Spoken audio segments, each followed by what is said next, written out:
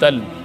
حدیث مبارک کې راځي چې د سړی پلار مخامخ رخکاره شو د چانه چا تپوسو کو چې دا څوک دی د دې زوینه ولا چا تپوسو کو دی ورته وایي چې دا زمونږ رشته دار دی دته ځان بد ښکاري چې دی د پلار ووي نو حدیث مبارک کې راځي وي دی عاق شو عاق دی د مور او پلار نه نافرمان ایصاف شو. نبی کریم صلی الله علیه وسلم دا یوازې داسې نه ده چې ستا پلار به عدالت ته ځي او سټام به لیکي چې ما بچې عاق کړی. نه د پلار د زړه نه به دې چېرته لوخړه ختلي او ته به نه یې خبر. د مور د زړه نه به دې چېرته روژه ماتې ټیم کې لوخړې ختي او تا به تیستلي ته به نه یې خبر.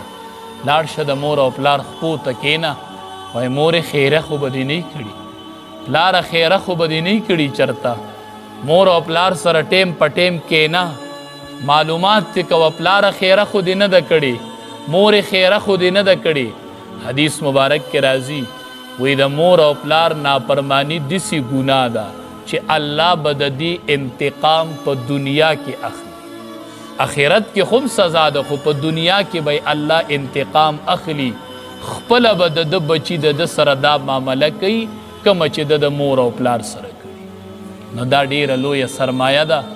علما وایي مور چې ده دا کور کور د مور نوم دی چې مور پکې نه ګورې هغه کور نه دی. بیا به داسې روژه ووینې چې پلار به دې نه او مور به دې نه بیا به ډېر ارمان وکړي. زه وامه خوش قسمته دي هغه الوات چې ماښام روژه ماتئ روژه ماتې کې ورسره مور په درستخوان ناستئ. خوش قسمته دي هغه الوات چې روژه ماتئ او په روژه ماتې کې ورسره پلار ناست دی. دا لویه سرمایه ده. واوره که دا مور او پلار دی نو په سوري به ناست او ځان به درته په غرمو ښکاري او چې دا مور او پلار دی شته دی په غرمو کښېنه ته په سوري. دا د سر سوری دی دا د سر سوری دی. دا مه ضایع کوئ او روژه کې مور او پلار ته کنزل مه کوئ بدې ردې ورته مه وایئ. په دې مور او پلار ډېر خفه کېږي. مولي صاحب زه معمولي خبره وکړمه مور خفئ زه ورته وامه مفسرینو لیکلي دي وایي دا ژبه د مور ژبه ده. نو د مور په ژبه ته ولې مور کنځي؟ دا د پلار ژبه ده. دې خبرې د مور او د پلار نه زده کړي دي. ته په هغې ژبه مور کنځي چې کمې ژبې د مور نه خبرې زده کړي دي.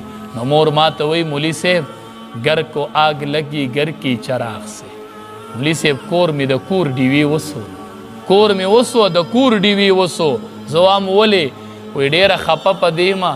پلار وی مولي صاحب خفه ډېر په دې ما چې هغه ژبه نن ما ته وی ماډرن دور دی ته نه پوهېږي. مور وی مولي صاحب هغه ژبه ما ته وی ته سپی یې چې کمې ژبې ته ما خبرې ښودلې وي. مور او پلار به لازمي ستا خبره بوټې کوي. مور او پلار زورور خوند کوي او الوات سره کوزه غاړه وړه خوند کوي. زه هغې الوات ته ډېر وزیرېږم چې مور او پلار ته دا ټیټه غاړه وړي دا مور یې په سپېړو وی دا پلار ورته قاریږي او ده ورته غلی سر کته کړی او مختورن ولاړي. پلار زورور خوند کوي مور زوروره خوند کوي او الوات کمزورې خوند کوي. نو دې کې د مور او پلار که څوک نافرماني خالصه توبه وباسئ او مور او پلار رضا کوي هله بیا لیلة القدر تلاش کوه هله بیا حجونه او عمرې کوه هله بیا د لیلة القدر تلاش کوه چې مور دې م کور لاس اوچت کړي. نو ته د لیلة القدر په تلاش کې عبادت کې مور ستا خلاف لاس اوچت کړي هلته پلار اوښ کې بیهي نه قبلیږي. دا دعاګانې الله نه قبلوي. نو دویم نمبر د مور او پلار نافرمان.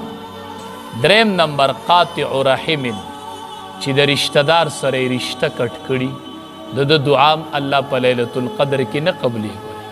دا په عرف کې اړو ګناه نه ګڼل شي چې رشته داري م یوه ګناه ده. د رشته دار سره تعلق کټ کول دام ګناه ده. داسې خو به دا خو اړو څوک په عرف کې ګناه نه ګڼي او دا ډېره سنګینه ګناه ده. د دې اثر په غونډه محله او په کور او په معاشره کې حدیث مبارک کې راځي ته دلته ناستې دعاګانې غواړي د لیلة القدر تلاش کوي او الرحم معلقة بالعرش او دا رشته داري نه ده دا په عرش پورې نښتې ده. ته دلته دعا کوي التصل رحمی او رشتہ داری پا عرش پور انخطی الرحم معلقۃ بالعرش پا عرش پور انخطی دا تقول من وصلنی وصلہ اللہ وی یا اللہ چاچی ز پیوس کړم یوځای کړم الله ځان ته رانږدې کا ومن قطعنی قطعه الله الله چاچی ز د خپل ز پرې کړم الله لری که د خپل رحمت نه لری که دلته ته دعاګانې غواړې التصل رحمی او رشتہ